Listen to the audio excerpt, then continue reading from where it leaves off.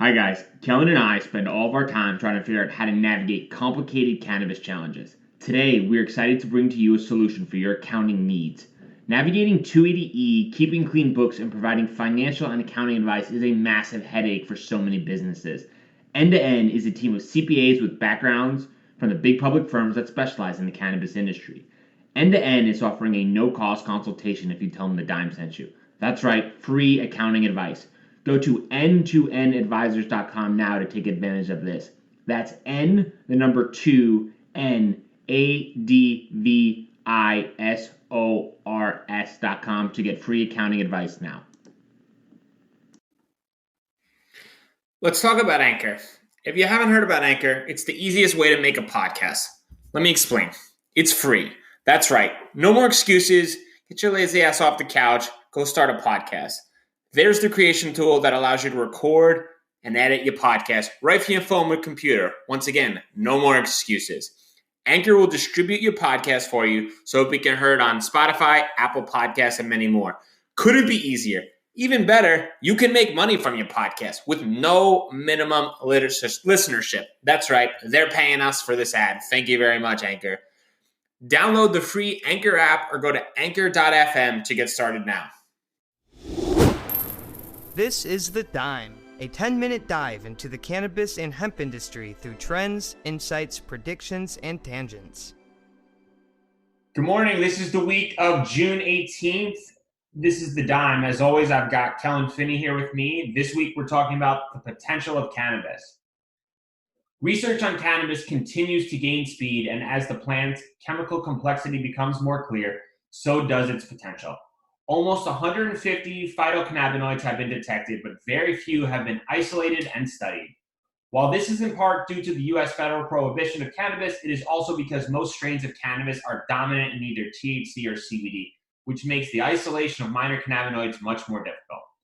2019, a group of Italian researchers announced their discovery of two new phytocannabinoids, THCP and CBDP, whose structures and functions are similar to THC and CBD.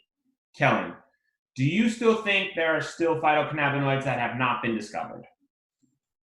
I do. Takes a long time to do chemical discovery, and there's a lot of molecules out there. So I'd imagine there's probably another dozen at least. What do you think, Brian? You think there's more or not? Yeah, I think there's a complexity of more that are still out there. I think, to reiterate what Ken Snoke of Emerald Scientific said at the Emerald Conference, we know nothing. And until we start learning things, there's going to be new discoveries left and right. And I think there's an endless amount of new cannabinoids out there for us to discover and understand the effects and the combinations of the cannabinoids, especially with the endocannabinoid system. So I think we're not even at step one in my mind in understanding exactly how this all plays out. And I'm really stoked to see the type of scientific research that goes into it and some of the discoveries that come from the advancement and the understanding of these cannabinoids.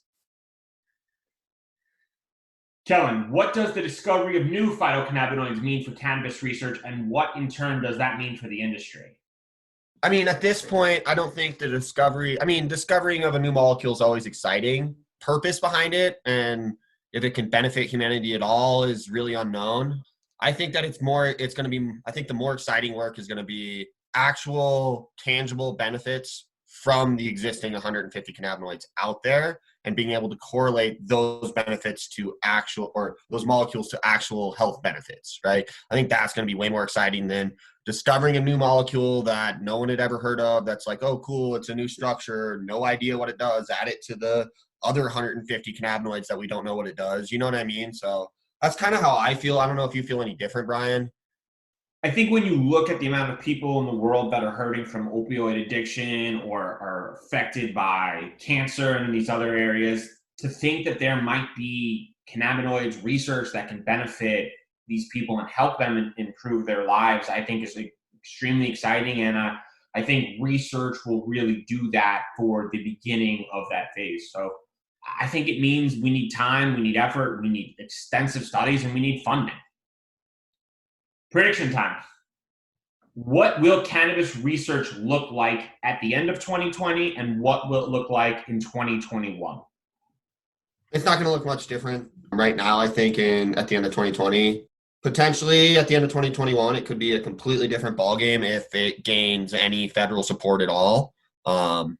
If that happens, then you open the door for university research, right? And at the end of the day, university research is the most important research on the planet because no one in the universities are doing their research for profit, right? And so they're sharing all of the little tidbits that they find about any of the research that they do versus private research. Unfortunately, it's there to be monetized and it's there to be kept a secret and it's there to make money. And so with all of those factors involved in the private research sector out there, that's why it's still really hard to go find an accurate boiling point of just THC, right? And so all of these other like normal parameters in the chemical world just don't exist because we haven't been able to unleash academia on it yet. And that's only going to happen if we get federal approval. You know what I mean? And so I don't see it changing that much personally. I mean, I don't know if you have a different opinion, Bryan. Optimistic Brian continues to believe it'll be federally legal. I understand that I live in a tiny optimistic bubble, and most people think that's ridiculous, but I think it just makes too much sense with all the states hurting for revenue, and federally it just makes a ton of – at this point now, like all the things we're debating on, they keep going into, well, this makes sense, well, this makes sense, well, this makes sense. And eventually, in my understanding of how real life should work, is that people will look at this group of does this make sense or not and go, well, there's everything in this side and nothing doesn't make sense. We should just go for it.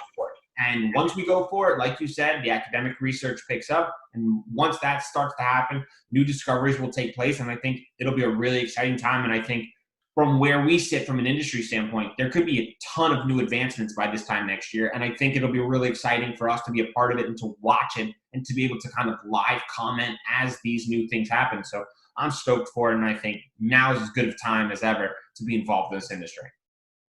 Thanks, everyone, for participating.